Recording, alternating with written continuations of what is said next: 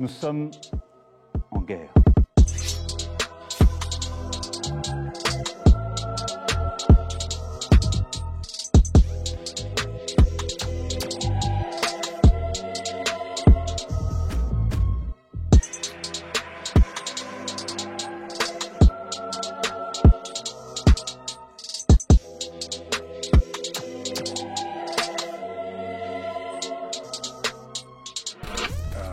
Il ne faut pas avoir peur.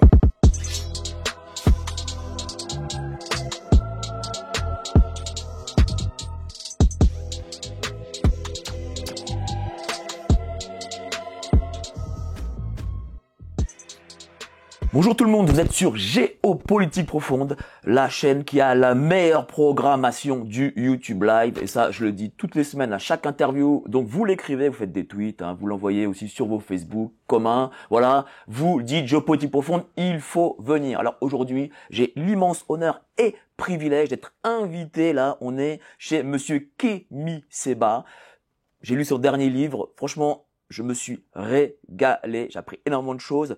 Merci à vous, cher monsieur Kémy Séba, de nous accueillir ici chez vous. D'abord, comment allez-vous? Parce que je vois que vous faites que voyager. Déjà, c'est un plaisir pour nous de faire cette interview avec vous, parce que vous êtes un média qui me paraît être un média de fond. La géopolitique est la science du temps présent, mais aussi la science de demain. Parce que celui qui comprend ce qui se passe aujourd'hui et qui est dans une dynamique prospectiviste pourra plus que jamais comprendre et assurer de meilleurs lendemains.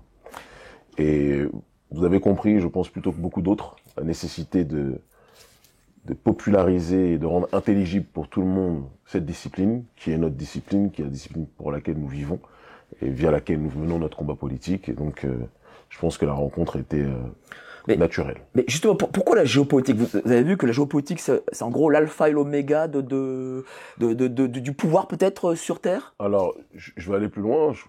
Nous, tout part de notre idéologie, notre combat politique. Notre combat politique est panafricaniste. Il se trouve que quand on fait le tour du monde, on se rend compte que notre peuple est présent partout. Nos semblables sont présents partout. On revient d'une tournée en Amérique latine. On a été invité par un certain nombre d'organisations afro-colombiennes qui nous ont invités pour du consulting et pour organiser les communautés diasporiques là-bas.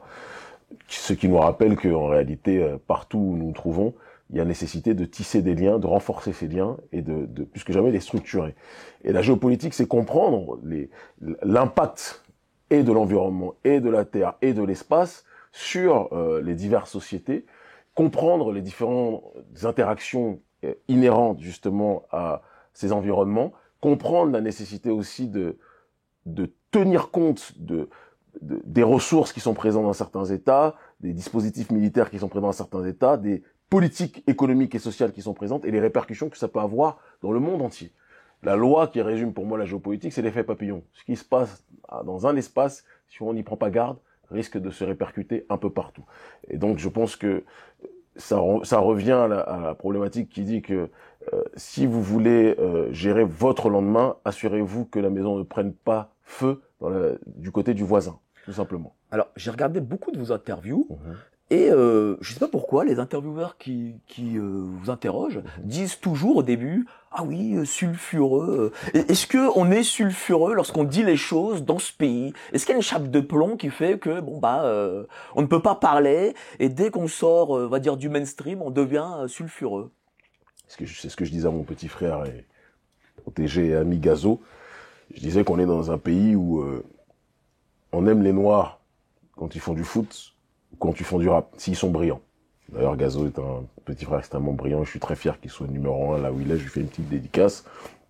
Mais on aime moins les Noirs quand ils sortent de justement ces cases-là et qu'ils commencent à développer un discours autonome, souverainiste, qui va dans la logique de l'autodétermination. Ça ne rentre pas dans le cadre, quelque part, du chemin qui a été tracé pour eux, du noir clair au noir le plus foncé. Comme le disait Bob Marley, ils aiment les Noirs que quand les Noirs récitent quelque part ce qui avait été programmé pour eux.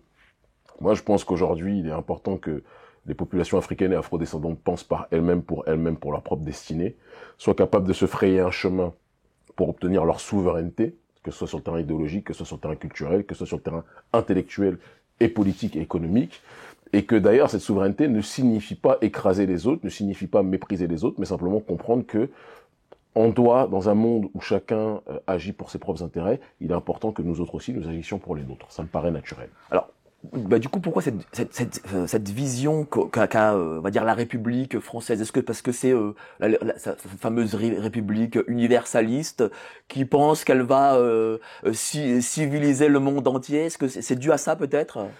Il y a en effet une mission, entre guillemets, prétendument civilisatrice, en tout cas, clairement au sein de l'oligarchie française, et j'ai envie de vous dire que ça a donné ce que l'on connaît, en l'occurrence le colonialisme, quelque part aussi l'esclavagisme. Et moi, je pense que si c'est cet universalisme-là qu'ils veulent promouvoir, il est important que l'on puisse se tenir à l'écart de leurs axiomes programmatiques, plus que jamais. Mais est-ce qu'il y a une différence quand même malgré tout entre ces élites là républicaines, universalistes et on va dire progressistes, globalistes, ouais. et cette masse populaire? Est-ce qu'il pourrait y avoir une accointance justement entre cette masse populaire et par exemple des panafricanistes? Non, mais très clairement, je parle toujours avec mon ami camarade Juan Branco, qui a été l'avocat et l'une des voix qui protégeait, qui essayait de défendre avec les moyens qui étaient à sa disposition les Gilets jaunes.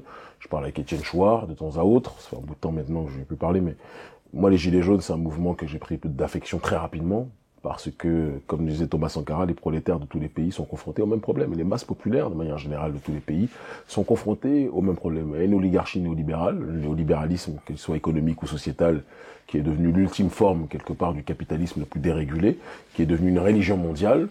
Le néolibéralisme sur le terrain économique a été malheureusement intégré comme schéma, comme système économique pour la plupart des États, et même ceux qui se veulent parfois être anticapitalistes ne peuvent échapper à cette réalité, tout comme les écologistes ne peuvent échapper à la pollution dans le monde, c'est une réalité. On peut lutter pour, mais on ne peut pas s'empêcher de respirer l'air pollué. Mais de l'autre côté, le néolibéralisme sur le terrain sociétal, que certains appellent l'American Way of Life ou l'occidentalisation, ou d'autres vont dire la McDonaldisation du monde, est devenu quelque chose qui a asphyxié beaucoup de peuples. Et ça, évidemment que quand on dit l'occidentalisation du monde, c'est la voie occidentale, c'est la manière de vivre promue par l'oligarchie d'Occident, le progressisme dégénéré que vous exposez, certains vont parler du wokisme, mais cela heurte les peuples du monde entier, noirs, arabes, chinois, tout ce que vous voulez, mais le prolétariat blanc aussi, vous allez dans les campagnes, le progressisme dégénéré qu'on voit à la télévision, ça ne les touche pas.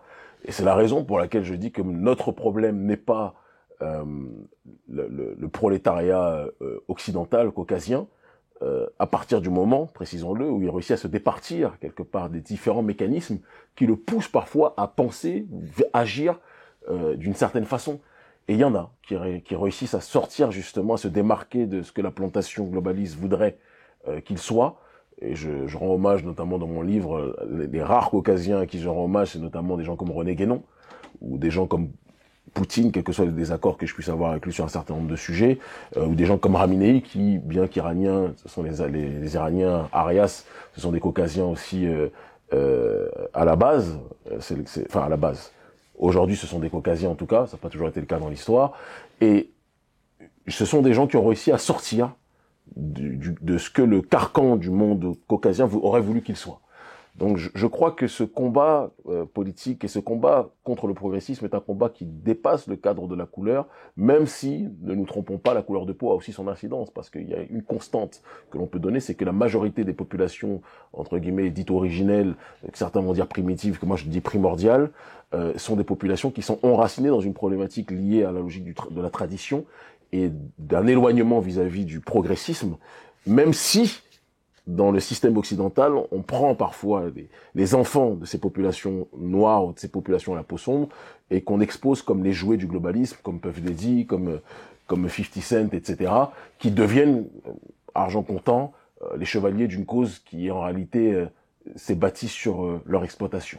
Mais justement, comment combattre cette globalisation? Parce qu'on le voit, le capitalisme combat les peuples, lutte contre les peuples, et il va aussi en Afrique pour le coup. Ils veulent ce territoire parce que ils n'ont jamais assez, ces gens-là. Donc comment faire pour le combattre et comment faire pour résister à ça? Est-ce qu'il faut revenir à l'identité, à ce qu'on est en tant qu'être humain de façon originelle? Comment on fait? Alors, moi, je suis rentré en Afrique depuis, je crois que ça fait 12 ans maintenant. Au départ au Sénégal, et par la suite, lorsque j'ai eu un combat forcené avec le gouvernement sénégalais, je me suis installé, par la grâce de Dieu, dans mon pays, le pays de mes parents, qui est le Bénin.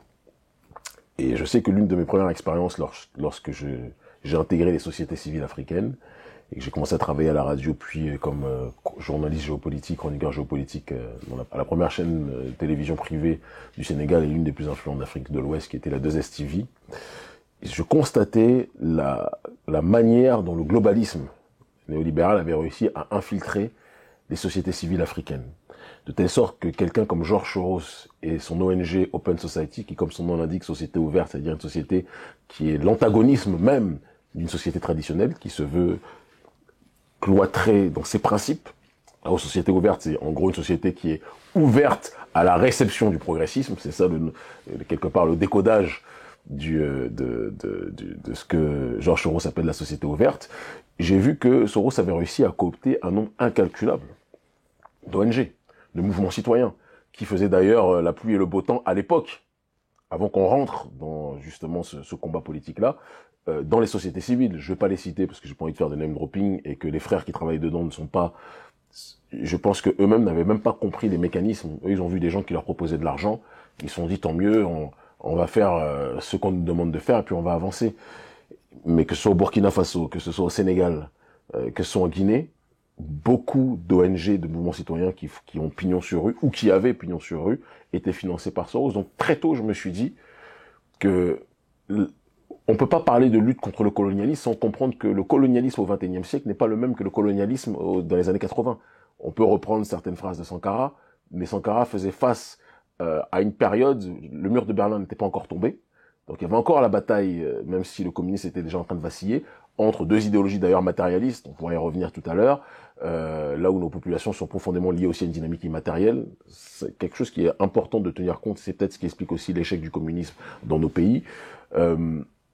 Mais Sankara était ancré dans cette réalité. Or, le XXIe siècle, le globalisme néolibéral fait que la manière dont le colonialisme opère a complètement changé. Je prends un autre exemple très bête et je reviens très rapidement sur la réalité africaine. Quand vous voyez Black Lives Matter, on a été parmi les premiers à dénoncer cette fraude. Je veux dire, comment un système peut être un mouvement peut être un mouvement d'émancipation quand il est sponsorisé par les pires entreprises capitalistes et que l'on sait que le capitalisme est la matrice de l'esclavage. C'est l'exploitation de l'homme par l'homme, d'accord, avec la force de travail des uns qui bénéficie à ceux qui disposent des différents moyens et outils de production. C'est comme ça que l'exploitation se fait et que les gains pour une minorité se font aussi. Et donc, ne pas comprendre que les grandes entreprises, que les GAFA, que les multinationales les plus impérialistes de manière générale sont celles qui poussaient un mouvement d'émancipation, c'est ne pas comprendre que le colonialisme a changé de forme. Le colonialisme au départ était hostile vis-à-vis des prolétaires, mais non, aujourd'hui le colonialisme lui donne la sensation prolétaire aux pires opprimés qu'il est là pour les aider, alors qu'en réalité il est là simplement pour les exploiter, se servir de leur image et en tirer des bénéfices. Et c'est la même chose pour ce qui se passe du côté de la réalité africaine. Et on s'est dit que si eux avaient la possibilité de trouver des financements, il fallait qu'on trouve parmi ceux qui sont hostiles, quelque part, à ce globalisme-là, à ces pays qui sont hostiles aux Soros et compagnie, au USAID, à l'Agence française de développement, parce que c'est la même chose. Il fallait qu'on trouve dans ces pays-là des gens qui seraient aptes à financer une organisation antiglobaliste et souverainiste africaine. Et c'est comme ça qu'on a fondé, à ma sortie de ma deuxième peine de prison en 2014, j'ai fondé avec mon staff, mon équipe de toujours, l'ONG Urgence panafricaniste. Est-ce que ça signifie que Black Lives Matter, c'est une sorte de bras armé du capitalisme? Et d'ailleurs, peut-être aussi comme les Marvel avec Black Panther et toutes ces choses. Est-ce que aussi le capitalisme, c'est pas une envie que des publics nouveaux consomment des produits. Ça en fait partie clairement. Et c'est pour ça que je dis que dans le capitalisme, il faut aussi qu'on ait une analyse qui consiste à ne pas être dans la caricature. Je différencierais quand même Black Lives Matter de Black Panther. Black Lives Matter part d'un sentiment légitime. C'est des sœurs, des militantes afro-américaines et nigérianes, 3 militantes féministes, lesbiennes, qui avaient leur vision des choses, mais qui souffraient profondément de la persécution que touchait notre peuple, que vivait notre peuple. Et ça, c'est quelque chose qui me paraît des plus légitimes. Elles ont lancé un hashtag, le hashtag a pris, et très rapidement, les financements des forces globalistes que l'on connaît sont rentrés dans la démarche et ont amplifié ce slogan, ce hashtag, pour que ça devienne un cri de colère et de douleur. Et les financements ont orienté par la suite l'agenda de ces structures. Bon. Mais personne ne pourra nier que le sentiment de départ était un sentiment légitime. Quand elle disait Black Lives Matter, ça s'adressait aux nôtres, en disant la vie des Noirs compte. Mais quand l'agenda globaliste s'est inséré dans cette réalité, ce qui était censé être un dialogue interne à notre communauté, noire globale, parce que c'est ça, Black Lives Matter, c'est la base, est devenu un cri quelque part, une demande de respect de notre humanité vis-à-vis d'autres. Or, on ne demande jamais aux autres de nous respecter, on l'exige, on l'impose. Moi, je ne pourrais jamais me voir me lever en disant « respectez-moi, je suis... » Non. Ma manière de montrer mon respect, c'est que si tu manques de respect, je vais t'éteindre. Et c'est comme ça que j'ai toujours fonctionné, et c'est comme ça, je pense, qu'on est arrivé au combat et à l'influence politique que nous avons aujourd'hui dans le monde. Et donc, Black Lives Matter, c'est une case. L'autre case, Wakanda Forever, Black Panther, je pense que là, encore une fois, on est dans une dynamique, évidemment, globaliste et capitaliste, mais qui s'appuie sur un imaginaire qui est très important de ne pas renier, parce que chaque civilisation a besoin de densifier son imaginaire pour pouvoir, quelque part, créer de meilleurs lendemains. Une civilisation sans mythe, une civilisation sans... Alors, personnellement, j'adhère pas à Wakanda en tant que tel, et j'ai pas besoin d'aller au cinéma pour voir Wakanda. Je vais au Nigeria, ou je vais dans certains pays où on est dans un futur des plus précis, et on comprend que le Wakanda existe réellement. Mais c'est des projets qui ont une vision, évidemment, et une logique expansionniste capitaliste, mais qui s'appuient, je pense, sur des motivations un petit peu différentes entre Black Panther et de l'autre côté Black Lives Matter. Alors, pour les auditeurs qui nous regardent et qui peut-être ne connaissent pas bien le panafricanisme, comment le définiriez-vous? Est-ce que le panafricanisme, comme pour la définition de ceux qui veulent, on va dire, qui sont qui veulent aller contre ça, qui disent que c'est une sorte de racialisme. Est-ce que c'en est une? Et comment vous définiriez ce panafricanisme? Moi, je peux pas me situer par rapport aux gens qui sont dans les anathèmes ou dans la mésécoute par rapport à un courant qui pourtant est plus évident. Ceux qui ont mis le racialisme à l'échelle de l'humanité, ce ne sont pas des Noirs. Ceux qui ont racialisé le monde, c'est pas des Noirs, à la base. Nous sommes que la réponse à quelque chose que nous avons subi de plein fouet. Le panafricanisme, c'est l'unité des diverses formes d'africanité dans le but d'obtenir une collective souveraineté. La panafricanité, c'est cette unité originelle qu'il est, à notre sens, nécessaire de réactiver dès lors qu'on est capable de se connecter à nos humanités classiques, de se reconnecter à notre ontologie et d'être en adéquation avec ce qui fait de nous un peuple. Voilà. Et ce qui font de nous des peuples, une addition de peuples qui convergent vers une même destinée. Et donc, c'est comme un arbre, c'est comme un bouquet de fleurs. Il y a diverses fleurs, et c'est la diversité de ces bouquets de fleurs qui constitue la beauté du bouquet, quelque part. Et donc, le panafricanisme est une idéologie de libération, parce qu'on part du principe qu'on vit dans un monde des grands ensembles. On vous parle des États-Unis d'Amérique. Pourquoi États-Unis? Parce qu'ils ont compris que si c'était que le Michigan, ou si c'était que l'État de New York, ou si c'était que l'Illinois, ces États ne seraient rien, mais c'est l'addition de ces États qui font de ce pays un super État. La Chine, c'est une addition de provinces. S'il n'y avait pas eu toutes ces provinces additionnées, la Chine ne serait pas la nation surpuissante qu'elle est. On vous parle des Émirats Arabes Unis. Ils ont compris que s'ils n'étaient pas unis et qu'ils étaient séparés, ça ne pourrait pas avancer. On parle de l'Union européenne qui, pour le coup, est un mauvais exemple, parce que c'est pas l'Union européenne des peuples, mais c'est l'Union européenne du cartel financier. Mais il ne demeure pas moins que le pan-européisme en tant que tel est une idéologie qui, à la base, est partagée quand même par beaucoup de gens à différents degrés. Et il y a diverses façons de faire. Et je pense que le panafricanisme, c'est, comme je le disais, quelque chose de vital dans un monde des grands ensembles, et qui existe déjà. Quand on dit sommet France-Afrique, sommet Russie-Afrique, sommet Turquie-Afrique, tout le monde voit l'Afrique comme un ensemble. C'est parfois quand ça arrange les nations extérieures, elles reconnaissent le panafricanisme. Mais quand elles voient que c'est pour notre unité, pour nos propres intérêts, Afrique, là on vous dit que le panafricanisme n'existe pas. Non, le panafricanisme est quelque chose de fondamental qui existe et qui est nécessaire pour le développement de nos nations. C'est pour ça que quand on me dit, Kémy, pourquoi tu ne cherches pas à devenir président d'un pays, je dis, mais le combat commun est un combat global qui ne peut pas se limiter à un pays. Même si j'aime maladivement mon pays, le Bénin. Mais on doit être dans quelque chose, à mon sens, de plus grand. Et moi, la réalité qui me parle le plus dans ce cadre-là, c'est ce que fait Urgence panafricaniste, c'est ce que nous faisons au quotidien, et sur un autre terrain différent, même si ça ne va pas dans le sens de ce que nous souhaitons, mais ça finira par changer, ce que fait l'Union africaine, ce qu'elle fera demain, si elle est bien dirigée, elle ne l'est pas pour l'instant, mais ça va dans le sens de l'unité des divers États africains dans le but d'obtenir la souveraineté dans l'unité collective. Exactement. C'est ça. C'est-à-dire les mots cardinaux de la vision panafricaniste. Exactement. Vous avez tout résumé. Donc c'est-à-dire parce que la souveraineté, c'est quand même quelque chose contre lesquels les élites se battent pour le coup. Clairement. Et l'unité aussi. Parce qu'on est dans la division. On est clairement dans la division. Oui. Qui dit souveraineté dit unité aussi. Et ceux qui ne veulent pas l'unité, ceux qui sont dans le fractionnement, savent que c'est en étant divisés qu'ils pourront bénéficier d'un certain nombre de ressources. C'est pour ça qu'ils ont fait tuer Kadhafi. Ils ont fait tuer Kadhafi parce qu'ils voulaient un État, une monnaie, le dinar or, un État fédéral, un satellite qui allait couvrir tout le continent, une langue. Alors lui voulait l'arabe, d'autres voulaient le swahili. Je pense que le swahili était beaucoup plus adéquat parce que c'est la langue africaine la plus parlée. Mais on ne pourra s'en sortir que comme ça. Et c'est le travail de notre vie, c'est le combat de notre vie, c'est notre objectif. Comprendre qu'on doit penser de manière globale. Moi, je me méfie de quelqu'un qui reste incarcéré dans les frontières de la conférence de Berlin de 1884 et 1885, parce que notre peuple est plus que ça. Et je le vois aux quatre coins du monde. Justement, vous avez parlé de monnaie. Ça en est où le franc CFA? Parce que M. Macron a parlé d'abolir le franc CFA. Est-ce que c'est une réalité? Alors, déjà, il est important de dire qu'il y a des victoires symboliques que notre combat a obtenues de manière très claire. Il a fallu qu'on déterre, parce qu'au départ c'était un débat qui était tenu par des pseudo-universitaires qui incarcérés dans leur monde des entre guillemets sachants, qui méprisaient le peuple.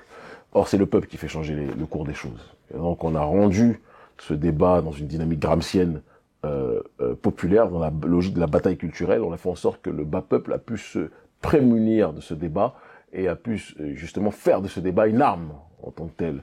Et c'est quand c'est devenu populaire, qu'on a propagé ce débat un petit peu partout en Afrique et dans la diaspora, que les autorités françaises se sont senties sous pression et ont essayé de faire un changement cosmétique de l'impérialisme. Nous, on demandait diverses choses. Que le taux de change fixe, qui fait qu'il y a un arrimage du franc CFA à l'euro, soit aboli. Pour la simple raison que l'euro est une monnaie beaucoup trop forte pour nos économies locales et cela anéantit tout processus de compétitivité. D'ailleurs, vous remarquerez, si vous analysez bien, que la balance commerciale des pays d'Afrique de la zone franc est déficitaire, à l'exception de la Côte d'Ivoire, qui, elle, n'est pas déficitaire pour d'autres raisons sur lesquelles on pourrait discuter très longuement. Parce qu'ils sont dans un autre processus colonial depuis l'époque d'Houphouët-Boigny. C'est un autre schéma. Mais le fait d'avoir un taux de change flexible, arrimé à un panier à devises, permet d'adapter la flexibilité, justement, du panier à à nos économies locales qui sont fluctuantes de manière générale. Et donc, par conséquent, il n'y aura pas quelque chose qui sera trop haut pour nos économies, ça pourra fluidifier la possibilité de faire commerce entre nous. On voulait aussi la fermeture des comptes d'opération. On a eu, de manière historique et symbolique, après les multiples incarcérations que j'ai eues et expulsions, et les mobilisations que nous avons effectuées un peu partout, ce sont des victoires palpables. On a la fermeture des comptes d'opération. Il y a des fonds qui ont été remboursés aux banques centrales africaines sur ce terrain-là. Donc ça, c'est une victoire palpable. Mais non, on veut un taux de change flexible arrimé au panier à devises et non pas un taux de change fixe arrimé à l'euro. Ça, pour l'instant, Macron, dans son piratage industriel, parce qu'il a volé le nom de la monnaie ECO, qui était le projet des pays de la CEDEAO, d'accord, et il a voulu maquiller le franc CFA en prenant ce nom ECO, en gardant la fixité à l'euro. Et c'est là où on se retrouve dans une situation qui est problématique à mon sens. Et avant qu'il y ait le Covid, il était question que les critères de convergence, s'ils étaient atteints par tous les pays d'Afrique de la zone franc, d'accord, et surtout par les pays de la CEDEAO, cela aurait permis qu'on puisse passer à l'étape de la monnaie éco. Mais ils se sont tous cachés derrière la crise du Covid qui a empêché que ces critères de convergence soient justement atteints. pour que dire que bon, on remet ça à plus tard. Et aujourd'hui, on est dans une léthargie qui est quelque part similaire à voilà ce qui avait été fait avant que l'on relance le débat. Donc il y a des victoires symboliques qui ont été atteintes, mais encore un certain nombre de choses qui doivent être faites. Et moi, je le disais encore récemment aux autorités du côté du Nigeria, que si on voit que d'ici cette année et l'année qui suit, il n'y a pas de changement et d'avancée palpable sur le terrain du changement de monnaie, on va remettre les gens dans les rues sur ces questions. Pour l'instant, on est très focalisé sur la question de la lutte contre la France-Afrique militaire, mais si on doit ressortir du tiroir la lutte contre la France-Afrique monétaire, on le fera sans hésiter. Mais votre combat prouve que lorsqu'il y a unité, les élites reculent. Et comment arriver à cette unité? Est-ce que l'unité, même en Afrique, est présente? Moi, je pense qu'elle est très présente parmi les peuples. Beaucoup plus présente parmi les peuples, même s'il y a évidemment des tensions interethniques. C'est logique. Il y a des tensions parfois religieuses aussi. C'est quelque chose qui est réel. Il ne faut pas qu'on mente dessus. Il ne faut pas qu'on soit dans le monde de Mamadou au pays des merveilles. Mais il y a majoritairement, en tout cas dans les pays que nous arpentons, un courant au sein des sociétés civiles qui va dans le sens de l'unité transnationale et qui va dans le sens d'une unité africaine. Et c'est pour ça que je disais même, lorsque j'étais reçu récemment au siège de l'Union africaine en Éthiopie, que si l'Union africaine ne prend pas ses responsabilités pour se rapprocher sérieusement des leaders et des organisations citoyennes, il y aura une Union africaine des peuples qui sera créée, parce qu'aujourd'hui c'est les peuples qui font unité. C'est pas les élites. Les élites défendent chacune leurs intérêts dans leur petite escarcelle, alors que les peuples, eux, veulent l'unité. Et on le voit aujourd'hui à travers des pays qu'on a contribué à beaucoup aider pour qu'il y ait un changement de régime. J'en dirai pas plus. Bob Denard a installé des régimes pro-français. Nous, on désinstalle les régimes pro-français. Et on essaye d'y mettre des régimes souverainistes africains. Et ce qu'on voit du côté du Mali, et ce qu'on voit du côté du Burkina Faso, cela va dans le sens, quelque part, d'une volonté de fédération des peuples africains. On est en train d'arriver petit à petit vers ça, il reste encore du chemin, mais c'est vers cela qu'on doit aller. Justement, vous avez été au Mali, comment ça se passe? Parce qu'on nous dit des choses ici en France, bon, bah alors j'imagine que c'est un peu romancé à la française. Comment ça s'y passe réellement? Alors, je dirais que c'est surtout romancé à l'oligarchie française, parce que je sais que parmi le bas peuple français, il y a beaucoup de gens qui comprennent qu'il y a une volonté légitime de souveraineté des peuples africains. Il y a un processus d'autodétermination, de lutte contre le globalisme qui a été activé depuis un certain nombre d'années par nous et par d'autres, d'accord, au sein de ce pays. Et au départ, c'était le retrait des armes des forces françaises, mais il faut bien comprendre que la lutte contre le colonialisme français s'inscrit dans un combat plus global, qui est le globalisme néolibéral. Et donc, les institutions internationales font partie, évidemment, de cette problématique-là. Quand on parle de la MINUSMA, des forces d'occupation de l'ONU, même si ce sont des contingents parfois africains qui sont dedans, ce sont quelque part des tentacules de la pieuvre néolibérale qu'il faut combattre. Et donc, étape après étape, le gouvernement malien et le peuple malien et les mouvements panafricanistes, notre ONG en première ligne avec la structure sœur Yerewolo debout sur les remparts, nous poussons pour que cette souveraineté soit quelque chose, non pas de présent uniquement dans les mots, mais de présent aussi à travers nos actions et notre volonté de nous éloigner d'une prétendue communauté internationale qui est surtout une communauté oligarchique occidentale. On dit communauté internationale, c'est un cartel de pays occidentaux qui se réunissent et qui disent vous devez faire comme ça, vous devez faire comme ça. Je pense qu'on ne peut pas avancer de cette façon. C'est au lendemain de la conférence de Berlin que cette communauté prétendument internationale s'est créée. C'était les vainqueurs de la Seconde Guerre mondiale. Nous avons sauvé beaucoup de ces pays occidentaux pendant la Seconde Guerre mondiale, nos aïeux, mais nos pays n'ont pas été remerciés à la hauteur qu'ils le devraient. Ils sont encore aujourd'hui exploités. Ils ont dit qu'il est temps que ça puisse terminer. C'est-à-dire qu'aujourd'hui, le nouveau gouvernement malien est dans la vision panafricaniste aussi, et c'est pour ça peut-être qu'ils deviennent les ennemis de l'Occident? Pas fondamentalement. Je pense que le gouvernement malien est fondamentalement panafricaniste aujourd'hui. J'ai une grosse pensée pour le président qui ont un frère, le frère Assimi Goïta. Une grosse pensée pour Abdoulaye Diop aussi. On a été reçu il y a quelques jours par le Premier ministre malien Choguel Maïga. Ils sont dans une ligne panafricaniste évidente. Et ils ont compris que s'ils ne faisaient pas corps avec le peuple, eh bien le peuple change. Aujourd'hui, c'est pas... Est élite celle qui est considérée comme telle par la population. C'est pas ceux qui se proclament élite. Auparavant, c'était ceux que l'Occident considérait comme élite qui étaient considérés par le reste comme étant les dirigeants. Aujourd'hui, est élite, ce que le peuple considère comme élite. C'est très important de le dire.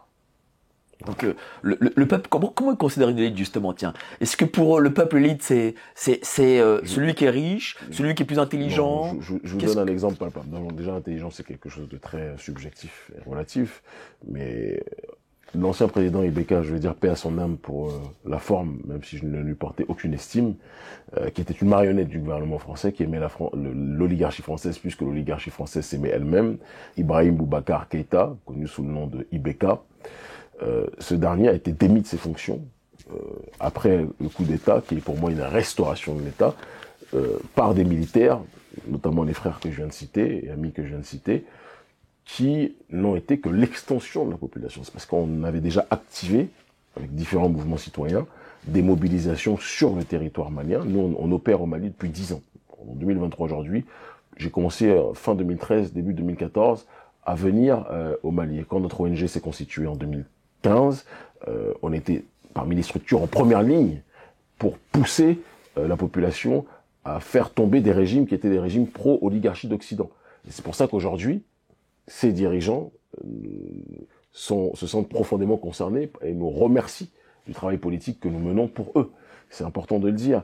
Et donc, les élites, le peuple a considéré que les anciennes élites, qui sont des entités technocrates, cooptées par l'élite occidentale, par l'oligarchie occidentale, n'étaient pas considérées comme élites par le peuple. Et donc le peuple les a démis de leurs fonctions et a mis à la place de ces derniers des gens qui parlaient le langage du peuple, qui étaient en adéquation avec la volonté du peuple et qui avaient la possibilité quelque part de tenir tête au reste de la communauté de l'Occident. Et je pense que c'est très important de dire que le XXIe siècle, Zbigniew Brzezinski disait que le passage du XXe siècle au XXIe siècle sur le passage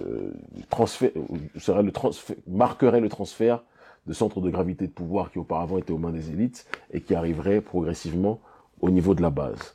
Base étant quelque part illustrée et matérialisée par ce que l'on appelle les sociétés civiles aujourd'hui.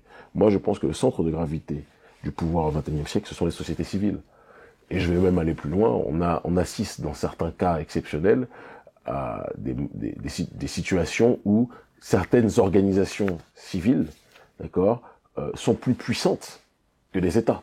Je vais au Liban très régulièrement parce que notre ONG collabore beaucoup avec le Hezbollah.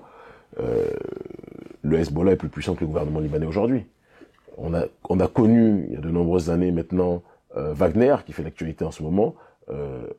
On a tous vu que Wagner est je vais pas dire plus puissant que l'État russe, mais Wagner est très puissant. Et donc, notre ONG Agence panafricaniste aujourd'hui est crainte par beaucoup de dirigeants africains qui savent que quand on commence à mettre notre nez dans un pays, ce n'est jamais bon pour le dirigeant si celui-ci est soumis à l'oligarchie d'Occident. Donc il y a, je pense, un changement d'architecture politique avec la jonction des forces entre des sociétés civiles panafricanistes et des corps militaires patriotes qui sont dans une démarche d'agir pour notre peuple, par notre peuple, pour sa propre destinée. Est-ce que ça veut dire qu'on revient à une forme de féodalité, du coup, c'est-à-dire des seigneurs face au roi? Votre exemple tiendrait si le roi, c'était les dirigeants que l'on démet de leur fonction. Je ne les considère pas comme les rois. La royauté est quelque chose de noble à la base. Et ils ne sont pas des rois.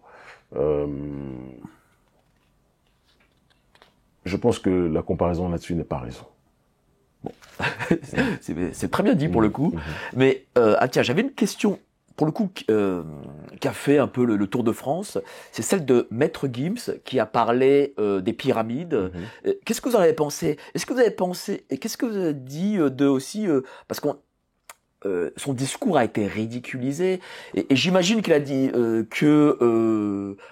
bon, il dit ce qu'il veut, d'ailleurs, il est libre de dire ce qu'il veut, mais vous avez compris, pas ce qu'il a dit, mais le fait qu'on a ridiculisé son discours. Moi, je pense que, pour le coup, c'est pas...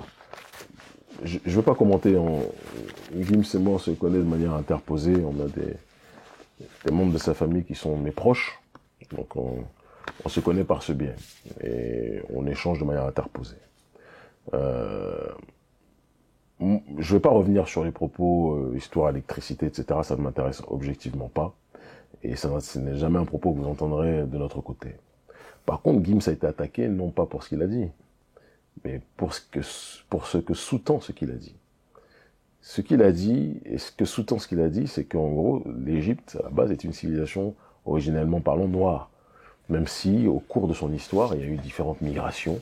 C'est comme dire que, et que ces différentes migrations ont constitué aussi l'histoire de notre peuple, de cette civilisation-là, de cette nation-là. Et le problème, c'est qu'on arrive à un stade où, à chaque fois qu'il y a une grande civilisation, on veut nier parfois l'origine de cette civilisation et prendre le dernier chapitre de cette civilisation pour dire que vous voyez, les Égyptiens qu'on voit aujourd'hui, ce sont des Arabes ou ce sont des Blancs. Donc arrêtez de nous dire que l'Égypte était une civilisation noire. En réalité, le vrai débat, c'est celui-ci. Et Gims, à travers la manière maladroite dont il s'est exprimé, c'est cela, à mon sens, qu'on a voulu attaquer. Et c'est pour ça que nous avons réagi en disant que ce qui pose problème à ceux qui l'attaquent, ce n'est pas ce qu'il a dit sur les histoires d'électricité, auxquelles moi-même je n'adhère pas, mais c'est ce qu'est la matrice civilisationnelle de l'Égypte qu'émettent en tant que telle. C'est ça que l'on veut nier, c'est ça que le courant de l'égyptologie, il ne faut pas l'oublier. On a créé un courant d'études sur une civilisation tellement celle-ci avait atteint un degré de conscience, de puissance et de sapience des plus grands. Je termine juste mon propos parce que c'est très important. Aujourd'hui, quand je vois l'équipe de France, j'ai l'impression que je vois l'équipe du Cameroun, ou du Bénin, ou du Sénégal, ou c'est l'équipe de l'Union africaine. Vous voyez ? Je vois Kanté, je vois Mbappé, je m'amuse à compter avec mes enfants parfois, avec mes proches, ou avec les membres de mon ONG, le nombre de Noirs dans le 11 de départ, il n'y a que des Noirs. Est-ce que ça veut dire que parce que la majorité de l'équipe de France de football est noire, est-ce que ça veut dire que Vercingétorix c'était noir? Est-ce que ça veut dire que la France est un pays noir? Non. La France a une histoire. Et c'est pas parce qu'il y a 11 noirs, qu'il y a beaucoup de noirs aujourd'hui, que ça veut dire que la France est un pays noir. Ça veut rien dire. Et bien de la même façon, ce n'est pas parce que l'Égypte aujourd'hui est une civilisation où il y a énormément d'Arabes à la peau blanche, et quand on va dans le pays et qu'on va un petit peu dans le sud de l'Égypte, on se rend compte qu'il y a énormément de population noire. C'est pas parce qu'il y a une civilisation à la peau blanche que ça veut dire que c'est une civilisation blanche en tant que telle. C'est du mensonge que de le dire. Donc c'était juste un petit peu ça, à mon sens, qu'il était important de rappeler. Chaque peuple a, je pense, ses humanités classiques et une civilisation matrice linguistique, idéologique et culturelle. L'Europe, c'est la Grèce et Rome, la Rome antique.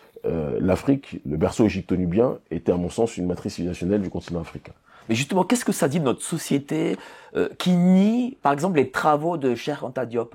Bon, moi, je pense que c'est un petit peu comme le nez cassé du Sphinx. Il y a des choses qui sont difficilement acceptables pour des gens qui ont construit une hiérarchie des races et qui ont voulu faire croire que les parents de l'humanité, la matrice de l'humanité, étaient en réalité la poubelle de cette même humanité. Je pense que ça met mal à l'aise les gobinistes des temps modernes, ça met mal à l'aise ceux qui veulent faire croire que le noir n'est capable de rien, et c'est quelque chose que je constate, que j'observe, et qui ne m'empêche pas de dormir.